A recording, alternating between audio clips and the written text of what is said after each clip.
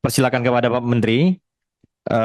Nanti yang lain-lain kita bisa bicarakan setelah ini. Baik, eh, pimpinan dan Bapak Ibu anggota Dewan yang saya hormati, menyangkut dengan LPG, kami sebenarnya bermaksud untuk bagaimana melakukan penataan aja. Tidak ada maksud lain. Tapi kalau Bapak Ibu setuju untuk tidak kita lakukan penataan, ayo. Nggak apa-apa.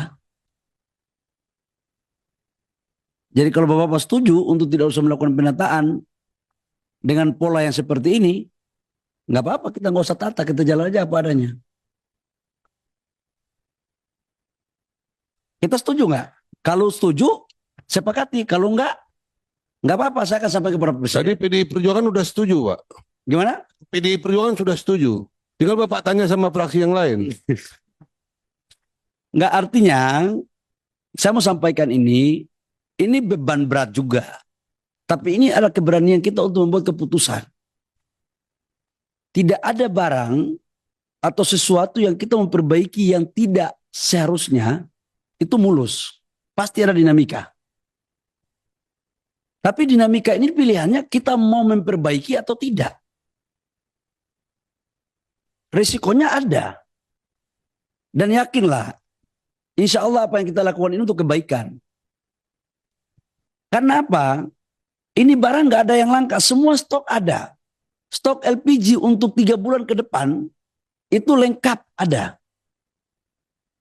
Cuman distribusinya saja yang sekarang dari pengencer, saudara-saudara saya pengencer ini penting. Saya setuju sama teman-teman bahwa mereka ini juga butuh lapangan pekerjaan. Setuju saya. Saya pernah jadi pengusaha UMKM kok, pernah jual kue saya. Saya nggak pingin juga mereka itu susah. Tapi saya juga tidak pingin mereka di apa ya? Ya kira-kira ada unsur-unsur lain lah. Akibat mungkin juga mohon maaf mereka tidak teliti.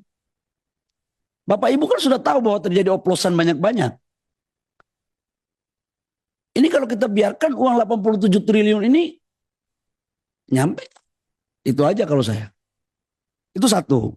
Karena itu saya sangat mengapresiasi, berterima kasih untuk kita atas pandangan Bapak Ibu semua terhadap LPG ini kita lakukan tahap penataan. Namun, saya juga udah ngomong sama Pertamina. Kami akui kok bahwa ada juga laporan yang masuk ke saya bahwa ada dan lain-lainnya itu. Syarat-syarat dan lain-lainnya berupa UPT-UPT. Ada itu. Dan saya udah bilang sama Pak Dirut Pertamina, yang kayak begini nggak perlu kita pelihara dan harus kita selesaiin. Itu saya jujur aja. Saya juga dapat laporan teman-teman pengusaha saya kan banyak. Tapi udah itu masa lalu. Kita mau menatap masa depan. Nah terkait dengan ini, menyangkut dengan pengencer, kita naikkan statusnya menjadi sub pangkalan dengan syarat yang minimal mungkin, tetapi kalau wilayah yang bisa masuk teknologi kita pakai standar pelayanannya seperti di pangkalan. Tujuannya apa? Supaya kita tahu dijual ke siapa dan harganya. Karena di pengencer itu kan harganya tidak bisa kita kontrol. Inilah kemudian dua soal ini yang menjadi bagian yang kita selesaiin. Jadi Bapak Ibu semua, saya nanti rapat dengan Pertamina, habis ini langsung kita maraton. Kalau memang pengencer-pengencer yang sekarang udah bagus-bagus, udah kita kasih dulu izin sementara untuk naikkan dia sebagai sub pangkalan tanpa biaya. Nggak usah ada biaya-biaya. Tapi berpikir Pak Menteri, tapi perlu mereka oleh tim Pertamina mengirimkan tim mentraining mereka menggunakan digital. Pak Ramson. Ya. Ya. Pak Ramson. Biarkan diselesaikan oleh Pak Sudah Menteri. pasti seperti itu. Itu pasti. Setiap kebijakan itu pasti ada acuan panduannya yang akan kita kasih. Dan syaratnya pun tidak seberat Pangkalan. Itu. Supaya apa? Ini enak semua. Saudara-saudara kita yang selama pengencer bisa mendapatkan jalannya, tetapi juga pemerintah dan Pertamina bisa mengendalikan LPG 3 kilo ini. Terus menyangkut tadi dengan LPG ada warna apa? Pink. Saya tadi tanya Pertamina, nanti Pertamina jawab ya. Pertamina, saya kasih waktu 2 menit untuk menjelaskan pink itu. Silakan. Saya izin pimpinan ya, biar tidak ada multi interpretasi dan ini biar kita dengar langsung dari Pertamina. Silakan Pertamina.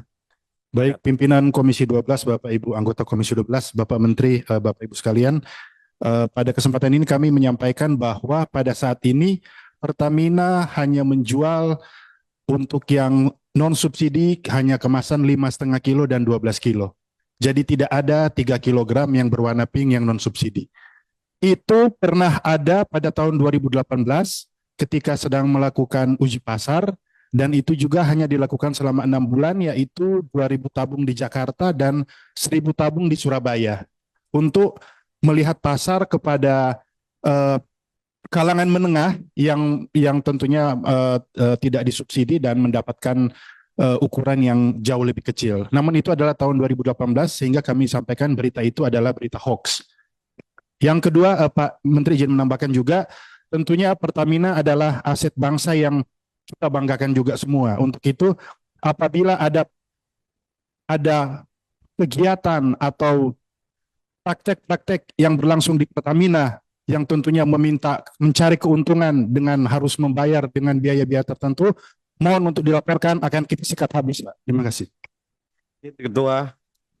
Ya, Izin Ketua. ya silakan. Jadi ini terjadi subordinasi antara Kementerian SDM kan. Jadi saya pikir setiap Kementerian SDM juga harus dalam mengeluarkan kebijakan berkoordinasi juga dong dengan eksekutornya yaitu Pertamina.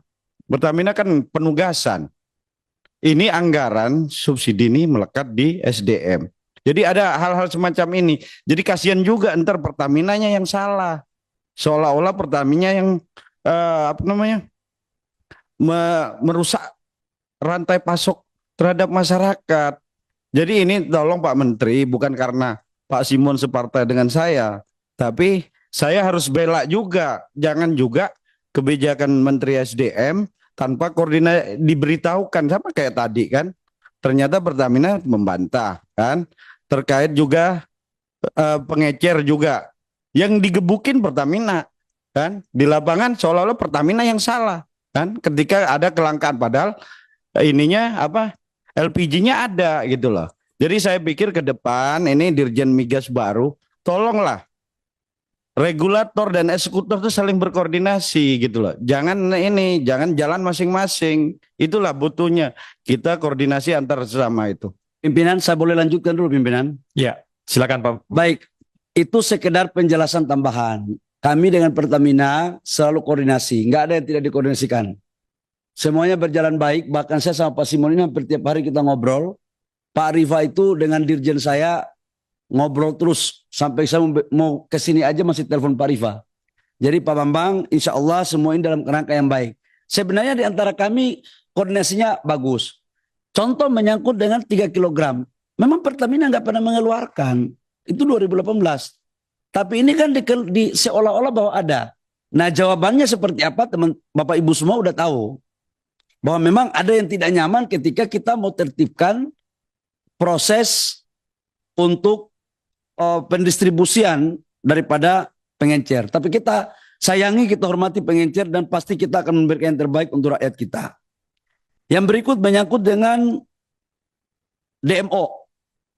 DMO kami setuju, Pak. Tapi DMO itu saya pikir kalau masuk di undang-undang, karena intinya itu kan DMO itu kan harga.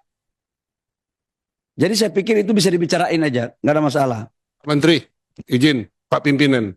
DMO itu bukan harga Pak, tapi kuota. Kalau harga IPO, gitu ya? Ya, IPO, ya. saya pikir biar Pak Menteri menyelesaikan. Ya, silakan Pak Menteri diteruskan. Maksud saya adalah kalau DMO itu kan alokasi. Sekarang ini kan 100% dari total produksi diwajibkan 25% untuk DMO dalam negeri. Di mana DMO dalam negeri ini salah satu diantaranya adalah PLN. Kalau menyangkut DMO nggak ada masalah. Semua perusahaan mau pasok kepada PLN. Masalahnya adalah begitu masuk di PLN dihargai dengan harga di bawah harga pasar. Itulah maksud saya harga itu. Makanya dibutuhkan satu lembaga mediasi untuk menghimpun antara dana ekspor selisih dengan yang memasok DMO agar harganya bisa seimbang. Itu Pak. Kami sudah pikirkan Pak itu. Interupsi sedikit Pak. Pak Menteri, DMO dan DPO itu kita putuskan di sini tahun 2018 dengan pemerintah. Domestic Market Obligation dan Domestic Price Obligation untuk memprotek PLN $70. Kalau nggak diprotek udah bangkrut mereka Pak, waktu harga $250. Jadi itu sangat bagus untuk terus di-maintain kebijakan itu Pak. Makasih. Justru saya melindungi PLN, maka sekalipun pengusaha batubara meminta naik harga, kami belum naikkan pada.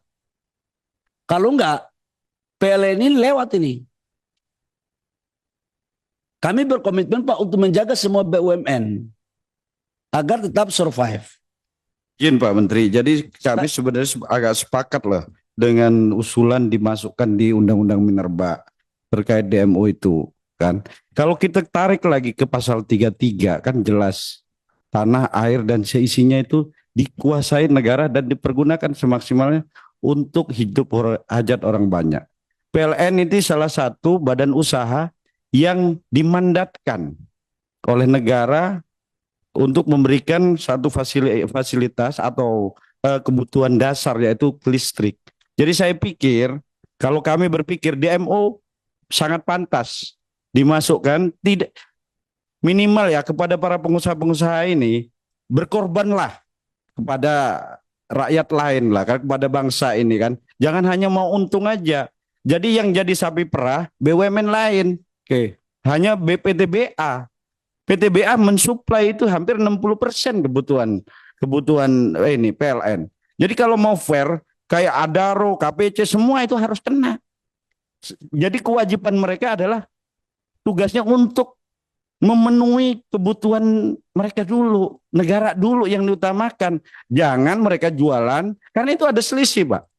Mereka yang penting jualan di dalam negeri, memenuhi kuota DMO. Tapi negara sendiri dalam hal ini PLN keteteran, yang dijadiin sapi perah siapa? PTBA. Bukan kami ini. Satu sisi kita pengen ada pemasukan negara tinggi, tapi satu sisi dibebankan dari kantong kanan kantong kiri. Sedangkan kantong pengusaha dibiarin, kan? Mereka enak-enak aja jual ke smelter kan, jual ke pabrik-pabrik swasta. Yang penting itu masuk dalam DMO, kan? Mereka itu harganya contoh, itu ada selisih $20 kan. Kalau dijual ke swasta lain, semen-semen swasta apa, itu harganya 90. Kalau ke PLN 70, ya mereka lebih milih ke yang 90. Jadi saya pikir kita harus gugah. Kalau kita gugah baik-baik, nggak bisa kita masukkan di dalam undang-undang. Di dalam undang-undang kita pastikan bahwa wajib DMO itu untuk pemenuhan kebutuhan negara dulu gitu. Mungkin Pimpinan, Silakan kita sependapat ya pimpinan dengan apa yang disampaikan pimpinan dari tadi. Begini, saya pikir tadi Pak Bambang sudah banyak menjelaskan, saya pikir udah clear. Biar ini berjalan, biar Pak Menteri menyelesaikan. Setuju ya? Setuju ya? Silakan. Baik, pimpinan, yang berikut adalah menyangkut dengan kalau kasus ilegal, mining, drilling, saya setuju sama Pak Pimpinan bahwa harus ada segera Dirjen Gakum. Dan alhamdulillah sudah keluar persetujuannya dan tidak waktu lama lagi Dirjen Gakum akan mulai kita aktifkan dengan strukturnya. Udah keluar.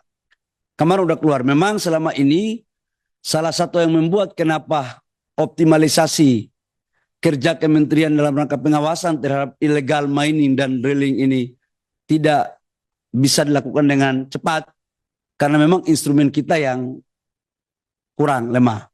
Jadi sekarang udah bagus Pak Sugeng. sekarang di apa namanya, mohon maaf, bahasa lidah Papua itu kalau kena Pak Sugeng ini pakai NG-nya rasanya sama gitu, pas masuk gitu. Jadi urusan Dirjen Gakum udah selesai. Sekarang kita tinggal masuk pada proses tahapan lelang untuk strukturnya. Izin Pak Menteri, Yang tadi berikutnya- yang satu sedikit saya Pak Menteri. Komitmen Menteri SDM terkait vonis bebas 1 triliun emas itu. Belum selesai saya ngomong, Pak. Oh ya, Sebetulnya. silakan Pak. Kasih saya waktu bicara lagi dulu. Menyangkut dengan vonis bebas, saya pun nggak suka dengarnya. Saya kaget juga. Kenapa bisa divonis bebas? Karena yang nangkap itu kan waktu itu Pak Inspektur. Jadi itu di areal yang ada iupnya, tapi dilakukan ilegal oleh pihak lain. Dan yang menyidik itu adalah pihak dari SDM, PPNS. Dan itu diberikan tuntutan 5 tahun. Ternyata setelah sekjen saya baca undang-undang, memang tuntutan maksimalnya itu 5 tahun. Jadi tidak ada by design. Karena undang-undangnya mengatakan bahwa tuntutan itu maksimal 5 tahun dan diputuskan juga 5 tahun. 3,6 tahun. Bukan, kenapa nggak dimasukkan juga ibaratnya kayak kejaksaan memasukkan ke undang-undang tipikor kan? Karena di kejaksaan kan jelas yang mengganggu perekonomian negara itu di undang-undang kejaksaan terbaru loh, Pak. Jadi sebenarnya itu bisa juga kalau emang PPNS-nya niat, mereka bisa kerjasama sama kejaksaan tuh masukkan ke situ, ke pasal itu. Kalau saya begini Pak Bambang, sekarang dengan keputusan dia bebas, kami naik banding. Kasasi. Karena dia kemarin banding ya. Dan nggak apa-apa, kita buka aja. Mau pakai undang-undang apapun kita laporkan di aparat penegak hukum lain, monggo, kami terbuka. Karena bagi saya nggak bisa ditolerir yang nggak begini-begini. Nyata-nyata membuat pelanggaran. Masa kemudian mendapatkan hukuman yang seringan itu? Nggak fair. Saya juga nggak kenal orangnya yang mana kan soalnya. Kan ini kita ini kan pemain pengganti dan baru datang, baru sudah terjadi masa lampau gitu kan. Tapi ya sebagai menteri kan harus bertanggung jawab. Bukan persoalan di masa kita atau bukan di masa kita. Jadi kami komit, kami sekarang naik kasasi. Kami naik kasasi. Ya, kami naik kasasi. Bukan didiamkan barang ini. Saya juga kaget. Karena ini maruah negara.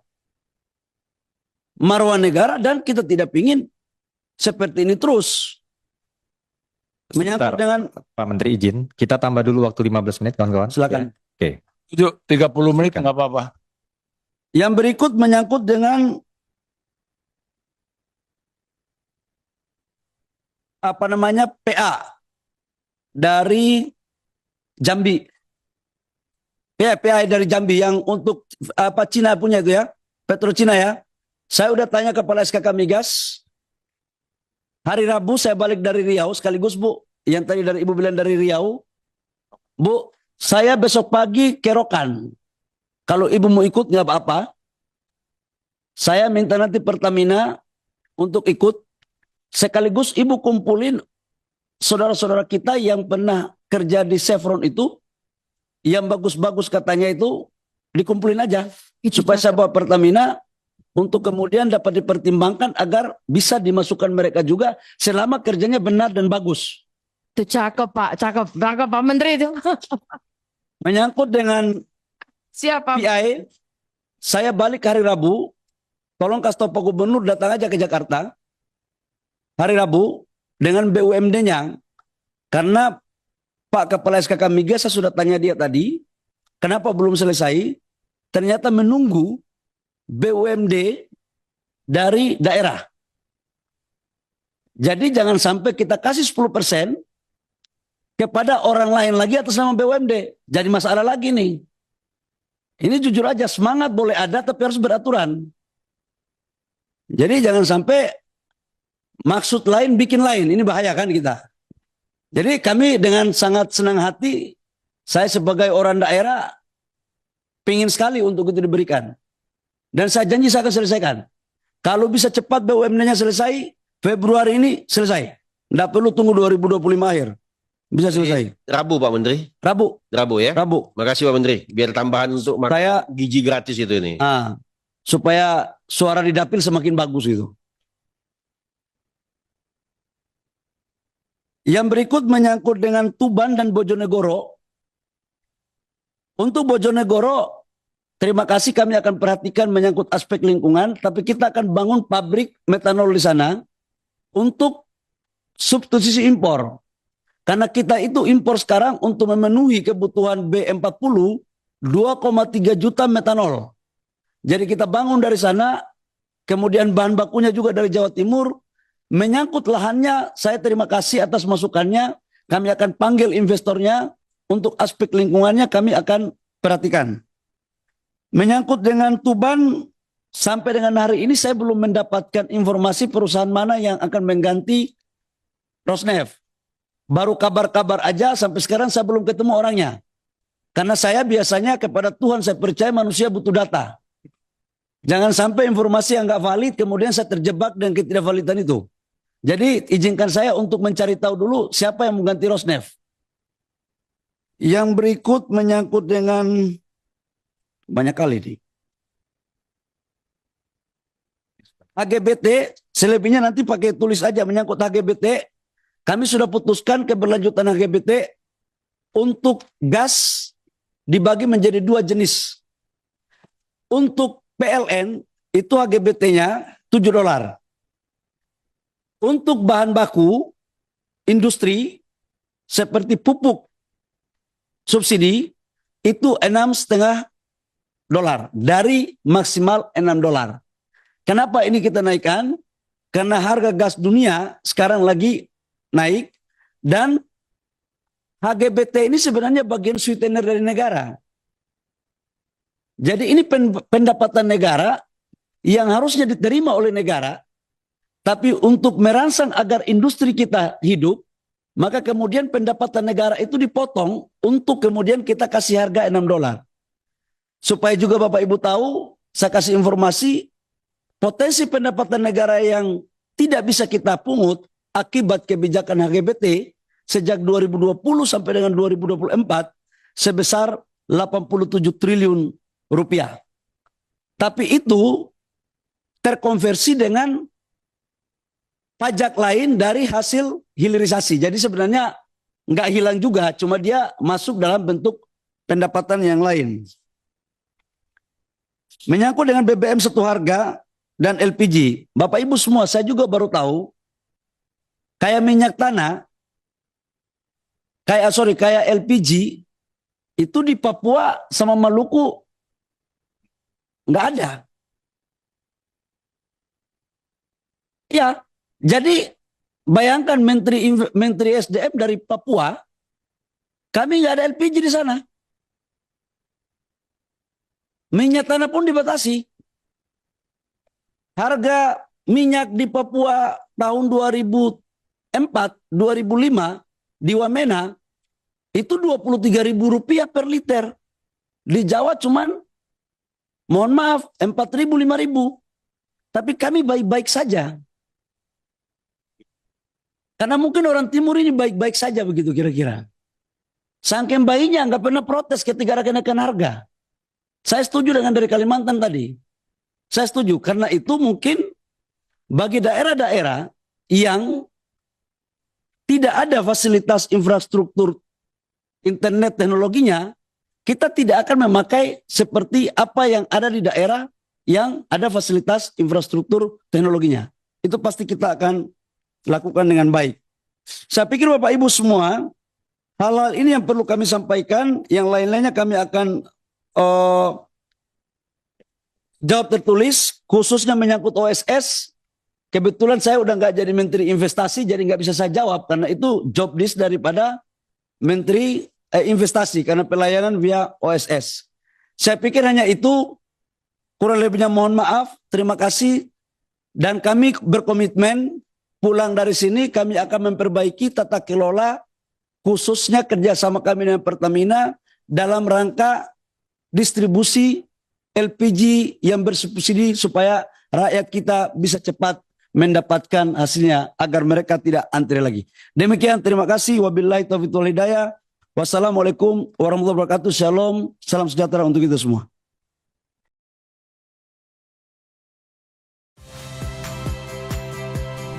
Saya Agin Fridianto. Saksikan terus program-program Kompas TV melalui siaran digital, pay TV, dan media streaming lain. Kompas TV, independen, terpercaya.